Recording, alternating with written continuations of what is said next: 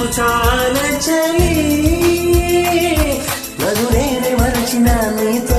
విరహాన రేగుతూ ఈనాడు వినిపించదా ప్రియ నా గోడు ప్రేమ